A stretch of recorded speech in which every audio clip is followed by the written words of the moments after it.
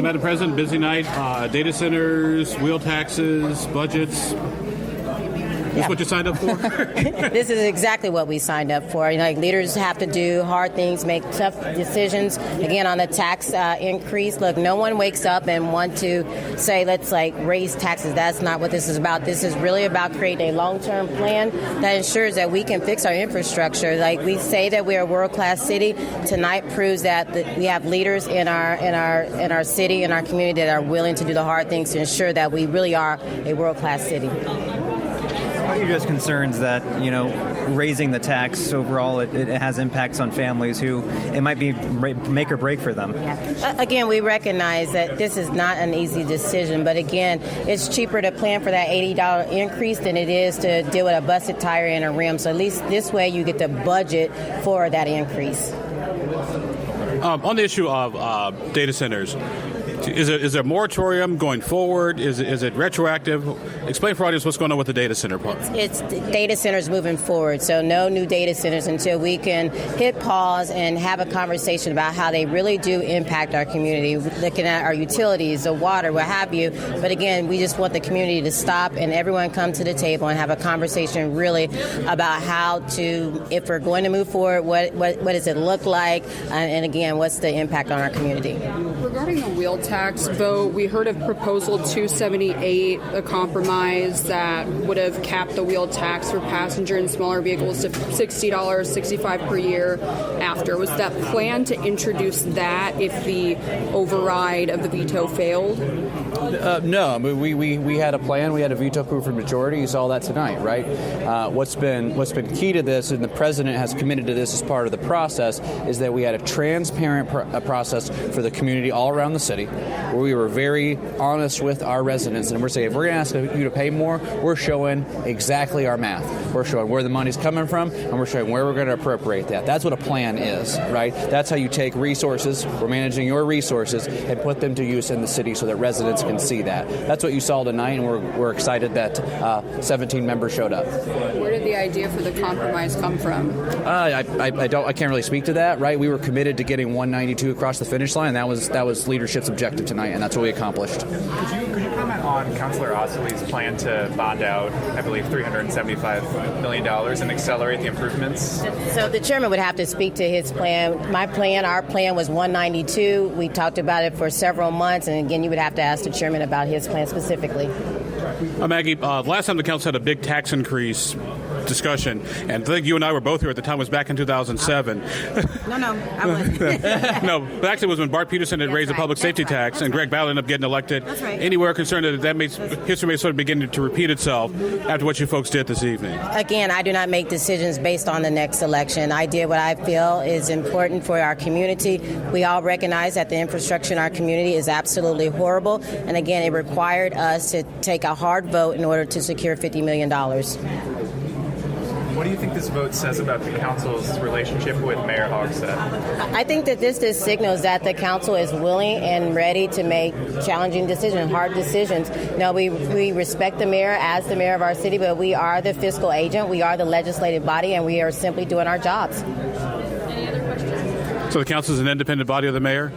The council is a what? An independent body, independent of the mayor. Absolutely. We're a separate branch of government. Again, we respect the mayor, but we are the legislative body. We all are elected on our own accord, and again, we hold the purse strings, if you will. We are the fiscal agent for this city, and we have shown over and over that we're ready and prepared to lead this city. Thanks, Thank you. Yeah, appreciate it. Thank you. Great job. Thank you, Councilor.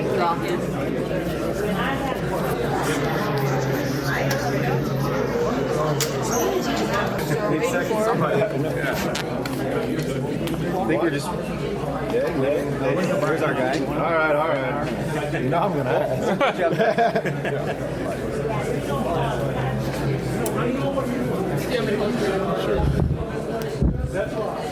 Okay, Brian, budgets, data centers, your thoughts on tonight?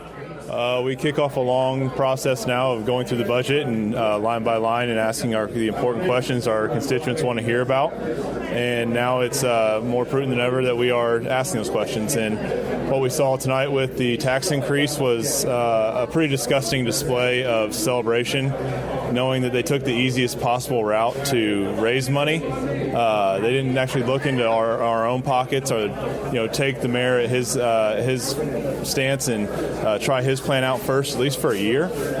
Instead, they stood up, cheered, and congratulated each other on raising our taxes. That's a very poor display of public service. As I said in the meeting tonight, we're giving people with exotic cars a tax break while asking people that are on fixed incomes to try to make up $100 for their registration. On the mayor's proposal, looking at what he put together, it would have taken money from like the general transportation fund and use that toward roads. But isn't that what transportation money is supposed to go for anyway?